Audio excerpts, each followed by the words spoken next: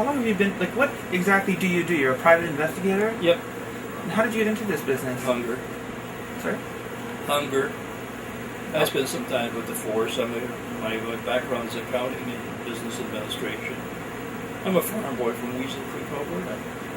Oh. And so you came out, how old were you when you came out here? Oh, I was based in Edmonton, Winnipeg. I've traveled all over the bloody countryside. And I moved here in 71. And right now we're into 63 countries, so we do business worldwide. Doing private investigations, criminal and civil, mostly commercial fraud. Getting into tracing people, chasing them down. We're good at that. Sorry. Yeah, so, and why do you, like, how old are you now, if you don't mind me asking? I'm 71 right now. Really? 71. Wow. So I just turned 71 in June. And what's your birthday? June the 10th. Oh, not the same as mine. I'm a Gemini and I'm a rat in a Chinese calendar. So, you're going to continue this for many years to come? Well, there's no question about it. What do you like about what you do? Meeting people. I love people. Yeah. I find people to be very interesting, extremely interesting.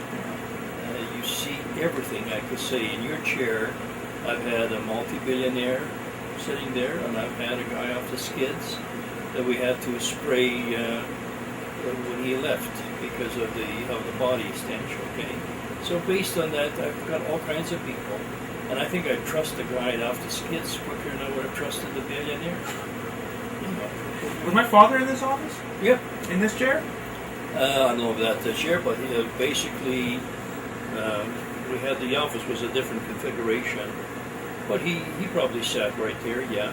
This table here has got a history to it. Two brothers got into a fight and one shot the other one. It's a solid teak table that sells for about $14,000. I bought it for $500, but I had to take the skull bones out and clean it up because the guy got whacked and there were still pieces of his skull. He's killed on here? Yeah. Have you ever see his ghost? Eh? Ever see his ghost? No, I like ghosts. Do you see them ever? I felt. I don't discount any. How did you first come to know my father? In my business, I meet all kinds of people. In this office, I know billionaires and I know people off the skids. So based on that, I meet all types of people. And at that time, I had a guy working for me who was an ex-Mountie. And somehow or other, Tony Christopher came on the scene.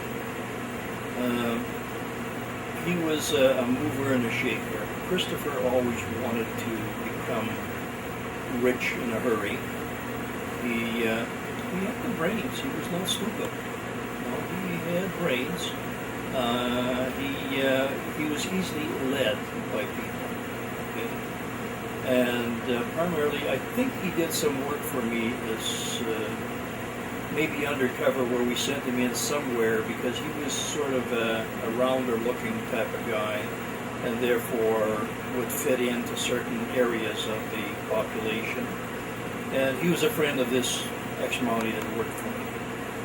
And what had really happened is that I caught the ex-Mountie doing things that he shouldn't have been doing. And of course, Tony Christopher was along with him, so I did both of them in. Then I got a call out that apparently there was a wire where they were planning to kill me. They were going to kill me and they were going to put me with a body and cremate me. So in other words, they would have had twice the ashes for the same price. And consequently, I have the charisma of the afterbirth of a monkey and the patience of a grizzly bear, and I believe in violence. And in one way or another, these people sort of disappeared from my vision. They spread different ways. And Tony Christopher wound up in a jail in Texas. And this is basically the sort of scenario of how Tony Christopher and Ozzie Kaban worked. He phoned me. I think that he had a certain amount of respect for me, even though I was not the most gentle individual. I could say these hands have met many faces, So based on that, but he knew that what he was tied in was wrong. He knew that he was led into a situation where he shouldn't have not been, and unfortunately he was, and he got caught. What was he doing? Well, there was all kinds of things. I couldn't put it back to them, but I was in Hawaii and we had people in the house, and a shot went through the window, missed one of the ladies. So based on that, there was sometimes you have criminal activities that is so stupid there's no benefit, and that was basically it. It was stupid activities, criminally inclined, but with no profit. And I guess I must have pissed them out good, because for them to be able to say, we're going to kill this guy, we're going to throw him in a coffin, and we're going to cremate him, that's pretty serious, And I guess I must have done something to them that they were not happy. I know that I kind of bent people out of shape here and there, because I can talk to people, but at the same time, if they take advantage of me, I get very upset. Do you think he was capable or had intentions of actually following through with his? Well, somebody shot the hole through my window in my house. So based on that, I don't know who pulled the trigger, but I have reason to believe that both of them were there outside. And when I did catch up with him, there was no denial. There was a lot of whimpering, but there was no denial. And he was a follower. Yeah. Okay, he was a follower. I think that if he could have channeled his intelligence in a different way, he could have been successful.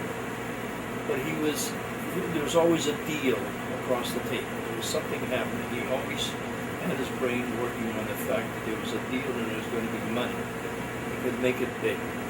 And if somebody was there with any type of credentials from the past, that like a Maori or something, that was important to him.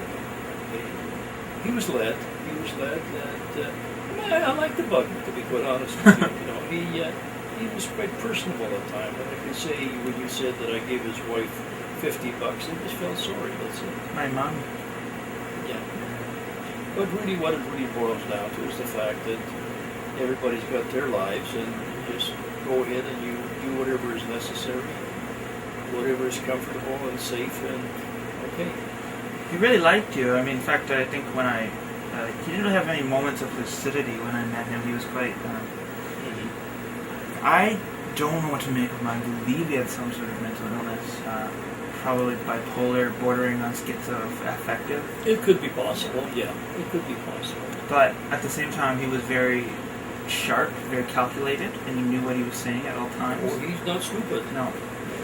And he had his street smarts that I guess I didn't really relate to, but when I was talking, he had moments of lucidity where he just let himself be himself for a few moments, and one of them, as I mentioned to you, he had a big smile come across his face, like, man, he's going on about... Well, he phoned me a couple times from jail. He liked you. As a matter of fact, he phoned me when he got married again or something. He wanted to introduce me to his new bride.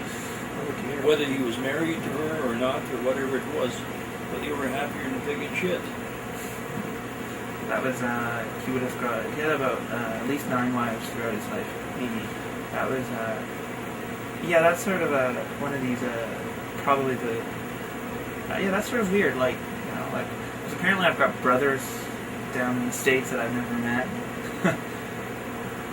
He was a mover and a shaker, and he was always looking for the golden rainbow. That's it. There was always a rainbow in sight for him. I guess he never found it. No. I think that if he would have had the right guidance, and he would have met up with people that would have been prepared to find his best qualities and use them, that's why I used it for a while, because I recognized what he was all about. But at the same time, we have some idiot out there that is convincing, leading, and pretending to be somebody that he's not, but he was with the force, there's all kinds of reason for the person to go that way.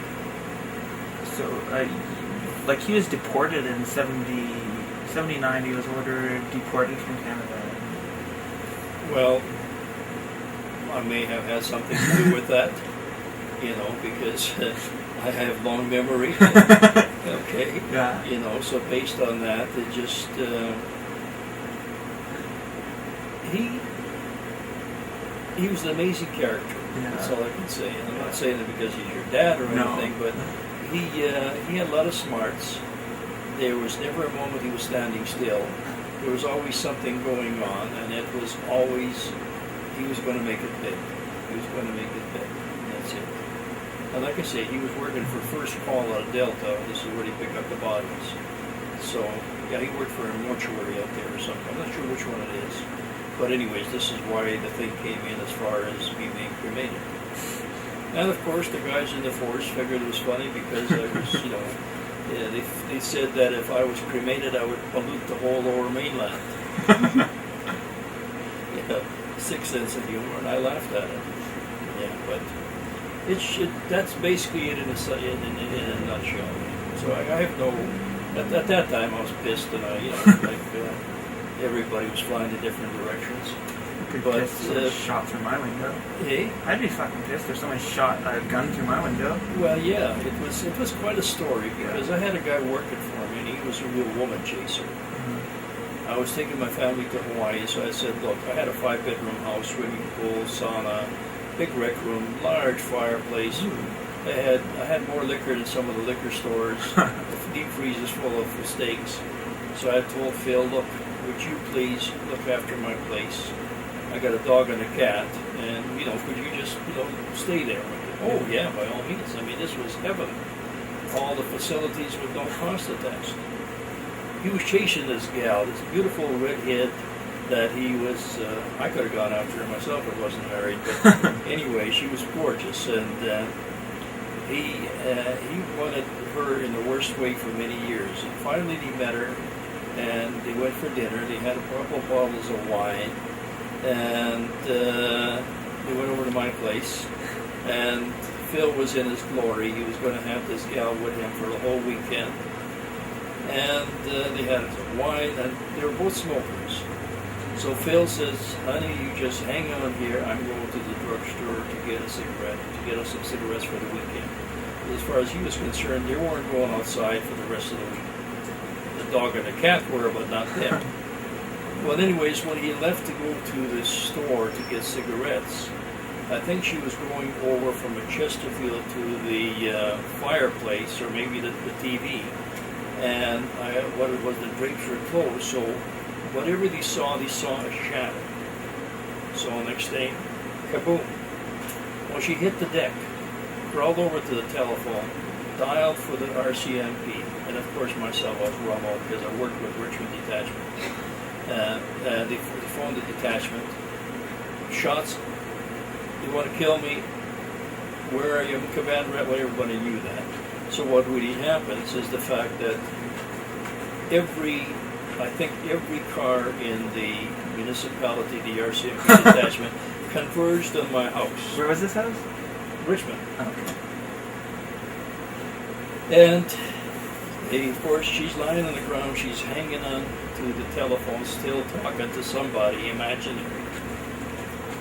Phil comes back, drives in, and they jump him. And of course, he's kissing the cement because they don't know who this guy is. There's a bullet hole in the window. There's a woman lying on the floor, hanging for a telephone, refusing to give the telephone up. They had to pry her fingers off the receiver. Anyway, they got figured out that Phil was not an enemy or anything. And the funny part about it, because the sergeant that was attending the scene said to me, you wouldn't believe it. She stood up on her knees like she was still afraid. She was scared shitless. And she says, I don't ever want to see you. I don't want to hear your name. But most of all, I don't ever want to hear the name Kaban. Ever in my life. Ever. As far as I'm concerned, I don't want to hear about you, but Kaban is out of my dictionary. So, it's been hard to have him as a father, but also hard not to have him there. in two ways. It's really strange. Well, like I say, all depends how you look at being hard to have him as a father. You probably wanted to be a little closer to him, but at the same time, hey, what is will be. That's it. And what you have to do is look at yourself and just see whether or not you can benefit from any of his experiences, or benefit from his personality, or benefit from what he's all about. Because, like I said, he was not stupid. He was intelligent, and obviously, you have the intelligence to go where you are and study and everything. So there's got to be something good that came out of it. That's it. And it's the type of thing you have to look at.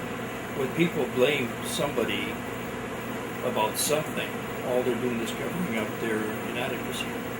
That's it. So in other words, look at me, I'm perfect. Look at him, he's an asshole. You must be a son of his because you're an asshole too, okay? So based on that, it's when people accuse and when people try to belittle and people want to hurt somebody, instead of using facts, instead of using reasoning, what they try to do, they try to find excuses for it. That's it. And if there is a problem there, solve it. Don't bury it. Don't belittle it. If there's a problem, solve it. Because all you're going to do, if your method of solving something is going out there and blaming you or somebody, because of the fact I'm also a professional counselor and a clinical hypnotherapist, so I deal with people, and my whole idea is to bring out of people things that will solve. Everybody can solve their own problems. I'm a facilitator. You're the guy who's got a problem. We're going to talk about it so that you can think how you can solve it. And usually our conversation is going to come back to you in about 2-3 days. Because when you're talking, you're not listening. And when you're stopped talking, 2-3 days later, things hit you. And sometimes things that you don't like right now, 2-3 days from now, you're going to recognize it and say, hey, that wasn't that stupid. Maybe that was stupid. But it's a fact. I sort of look at it and like, when you're talking, you're not listening. But when you're talking, you're also listening to yourself subconsciously. So that is something that you can regurgitate over 2-3 days or a week. So based on that, really and truly, a lot of people accept the fact because they've been criticized because of the fact, well, you're like your mother, you're like your father, you're like your uncle, and basically, no, you're not. You may have some of the traits, but if you're smart enough to be able to bypass those traits, hey, that's it. You're making your own life. And at the same time, for example, you can't blame everybody for your problems or misfortune. I mean, you're you.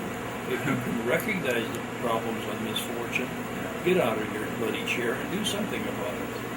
Instead of sitting there and whimpering. Shit or get off the pot. That's the word right there. That's the word. I don't know. This is sort of a self-indulgent question, but can you see a resemblance between my father sitting here 29 years ago and then me sitting here now? Is there any kind of some similarities? Yeah. Nothing that I would jump up and say, "Oh yeah, you look like him." No. He was more. His features were more chiseled. I've gained weight. Yeah. Doesn't make any difference weight or not, but his features were more just chiseled, and he had that slick back, early mafia look. 9 pounds of grill cream. Okay, so based on that, no, I don't see that much resemblance. No, not at all. That's good. He was a redneck, no question about it. But he was a mover and a shaker, and there was a lot of things we don't know about him as to what happened there. So I think he must have been more trouble than he got caught for. Like you're talking about his earlier life. Yeah. He wanted to do things, and he wanted to do it fast. I guess I always believe you have to know where you came from, and you cannot be ashamed of it, because that is going to open up a whole area of respect for yourself and possible respect for somebody else. And what it really boils down to is very simple. It's Sorry to interrupt.